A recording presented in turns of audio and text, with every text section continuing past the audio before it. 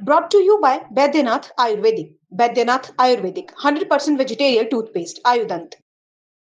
आजकल आए दिन खबर सुनने को मिलती है कि फला 19 साल के लड़के की नाचते नाचते मौत हो गई, किसी 27 साल के आदमी की एक्सरसाइज करते हुए मौत हो गई। अब अटकलें ये लगाई जाती हैं कि ऐसा हार्ट अटैक पड़ने के कारण हुआ होगा। कई केसेस में ऐसा होता भी है, पर जिन जवान बिल्कुल हेल्दी लोगों में कार्डियक अरेस्ट पड़ता है, उसके पीछे बहुत बड़ा हाथ ब्रुगाडा सिंड्रोम का है। इस सिंड्रोम के लक्षण ना ही पेशेंट और कई बार ना ही डॉक्टर पकड़ पाते हैं। आज बात करेंगे इसी सिंड्रोम के बारे में। देखिए, सबसे पहले ये जान लेते हैं कि ब्रुगाडा सिंड्रोम है क्या।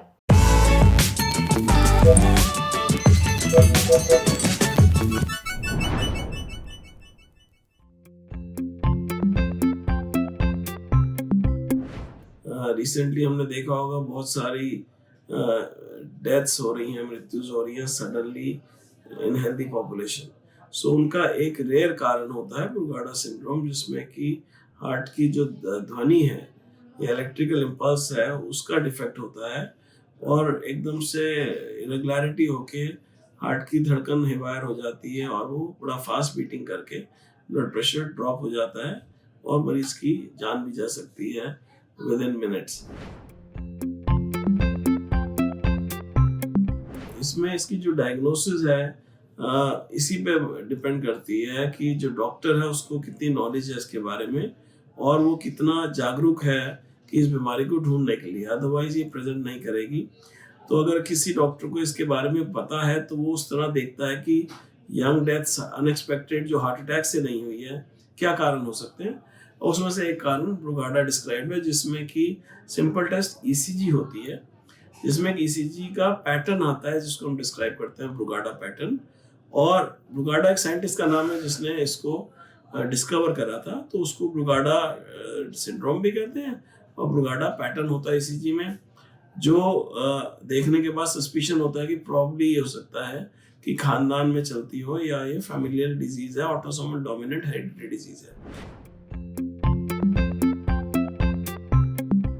तो अगर ऐसा कोई मरीज होता है जिसमें कि बार बार लक्षण आ रहे हैं बेहोशी के या चक्कर आने की, साथ साथ धड़कन बिगड़ती है और उस खानदान में ऐसी कोई अनएक्सपेक्टेड सडन डेथ हुई हो उसके भाई बहन, नियर रिलेटिव्स, मदर फादर, बच्चों में, तो हम उसको प्रोएक्टिवली देखते हैं कि ऐसा क्यों कारण हो सकता है।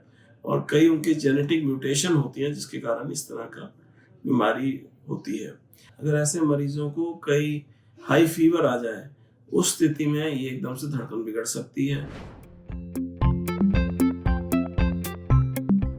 तो ये कंडीशन ऐसे पेशेंट्स में अवॉइड करते हैं हम, ताकि वो ओवर एक्साइटमेंट हो जाए तो ऐसी धड़कन बिगड़ सकती है। तो ऐसे पेशेंट्स को हम नॉर्मल एक्टिविटी करने देते हैं और उनको अवॉइड करते हैं कि बुखार भी आएगा तो एक सर्टेन से ज़्यादा बढ़ने नहीं दें, दवाई एग्रेसिव देके बुखार को कंट्रोल में रखते हैं।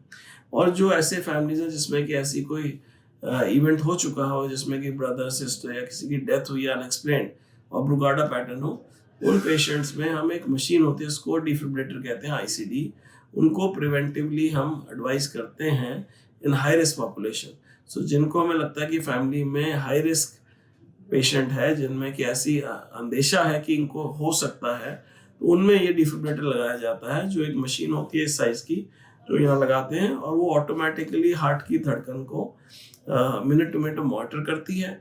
और अगर धड़कन बिगड़ जाए तो ऑटोमेटिकली शॉक लगा के उसको पेशेंट को रिवाइव भी कर सकती है। ब्रुगाडा सिंड्रोम क्या होता है ये तो समझ में आ ही गया होगा। डॉक्टर साहब ने जो लक्षण बताए हैं उन पर नजर रखें। अगर ये लक्षण आपको महसूस हो तो डॉक्टर से जांच जरूर करवाएं। अब बढ़ते हैं सेहत के अगले सेगमेंट की तरफ, तन की बात। आज बात करेंगे इंट्रायूट्राइन कॉन्ट्रासेप्टिव डिवाइस यानी कि आईयूडी के बारे में। ये महिलाओं के लिए मौजूद गर्भ निरोध का एक तरीका है।